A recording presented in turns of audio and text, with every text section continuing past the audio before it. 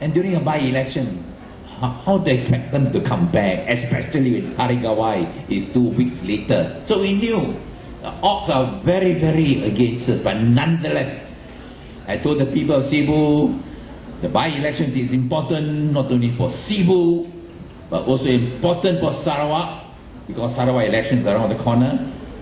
Now the Chief Minister don't know when to hold election already. Taib Mahmud, he was going to hold election in September. Now, I want to push some more, but however long you push, you cannot push too far. By May, end of 5 years.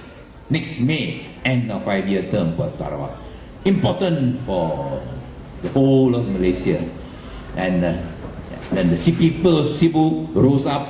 The people of Cebu created that miracle, which I call May 16 Cebu miracle. As important as the 308 political tsunami. Because the Cebu miracle shows very clearly that the Barisan Nasional can no more regard Sabah, Sarawak as fixed deposit states. No more, we must tell them. Tak boleh lagi lah dilihat sebagai fixed negeri, fixed deposit, di mana mereka 100% percaya boleh dapat sokongan. Oleh kerana kalau bukan sokongan Sabah dan Sarawak, ahli-ahli Parlimen Sabah dan Sarawak, hari ini Datuk Seri Najib sudah menjadi ketua pembangkang dan bukan Perdana Menteri. Oleh kerana sokongan ahli-ahli Parlimen, bilangan ahli-ahli Parlimen Sabah dan Sarawak, beliau boleh menjadi Perdana Menteri. Dan sebab itu penting dalam semenanjung Malaysia satu angin perubahan tiup dengan kuat dan kencang. 2 tahun dahulu tsunami politik 308 tidak sesiapa yang agak berlaku.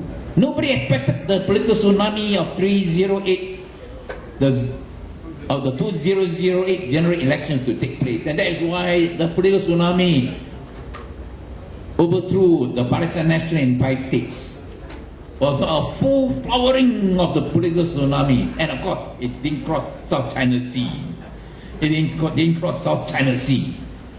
Now, next elections, the Cebu by-election, the importance of the Cebu by-election is the tsunami politic is going to cross the South China Sea.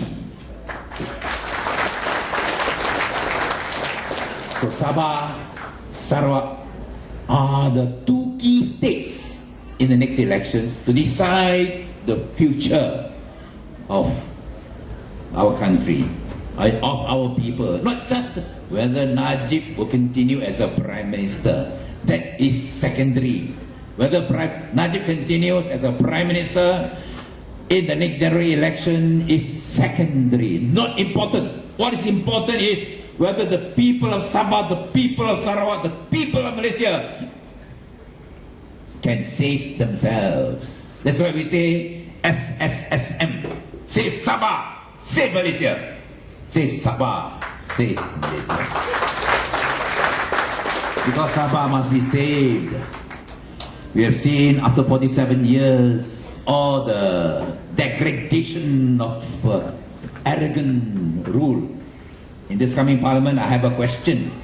I'm asking the Prime Minister whether the government, the federal government, agrees to the establishment of a Royal Commission of Inquiry into the broken promises to Sabah and to Sarawak on the formation of Malaysia in 1963, that to the people of Sabah, the people of Sarawak, there will be just and equitable development rights and treatment in the 2 rich states. Isn't it? Let there be a Royal Commission inquiry. If the Barisan Nasional government is very proud that they have a sterling record, very good record, a Royal Commission inquiry will say, very great achievement. 47 years, all the great things they have done for Sabah and for Sarawak. Sabah from a poorer state to become a richer state. Is it so? Instead, it is a richer state becoming poorer state. It's the reverse. From a state with integrity to a state with so much corruption, so rotten and so decadent, the rule in Sabah, in Sarawak, in Malaysia. So let me inquiry. 47 years already. It is a proper time, half a century, for a full-scale Royal Commission inquiry for the people of Sabah, for the people of Sarawak, for their voices, their grievances, their unhappiness, their dreams, their nightmares to be heard, to be given serious consideration. You mentioned in 10 years' time, I mean, we are left with a choice, and that choice is not just people of Malaysia, people of Sabah, because Sabah is in Malaysia. You can't run away from it. We have this challenge, whether in 2020, Malaysia is going to become a fully developed and advanced nation, which is the vision of Vision 2020, the objective of Vision 2020, an advanced, developed Malaysian nation. Or 1 year before that, we become bankrupt. 2020, full developed state, or 2019, bankrupt state. We are going to Parliament and ask that question too. In fact, I got a question in Parliament. And this question was put in before Idris Jala gave his speech. Because in Cebu, I asked that question. Will Malaysia become a second Greece? You know, Greece, bankrupt.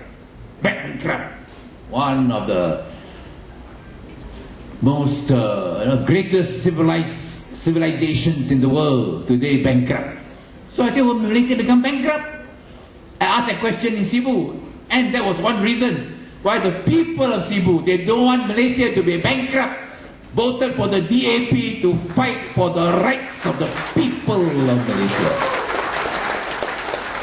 So I put a question on that, and when you put in questions, you must, there is a deadline. You have to put in 3 weeks before. So that question went in, and you see what they have to answer.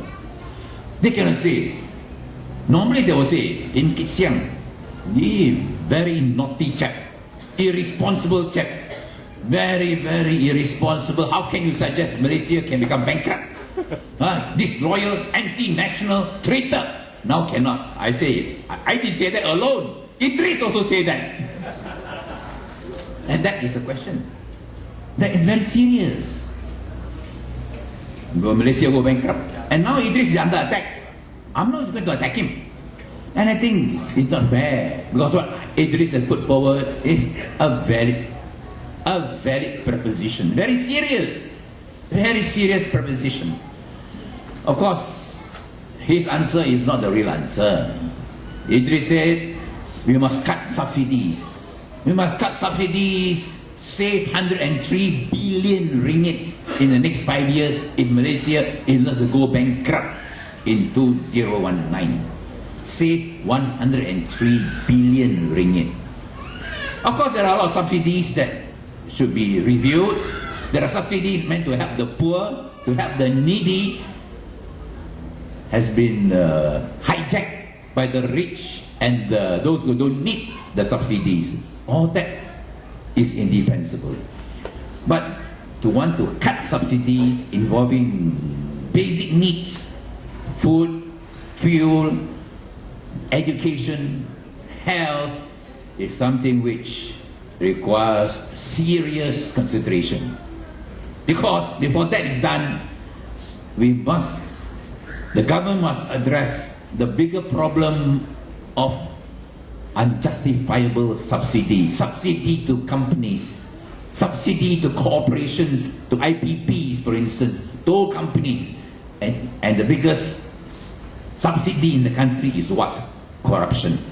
Subsidy to the rich and wealthy. Corruption. Abolish that subsidy first. You know how much it cost the country in terms of corruption, in terms of waste? From 10 billion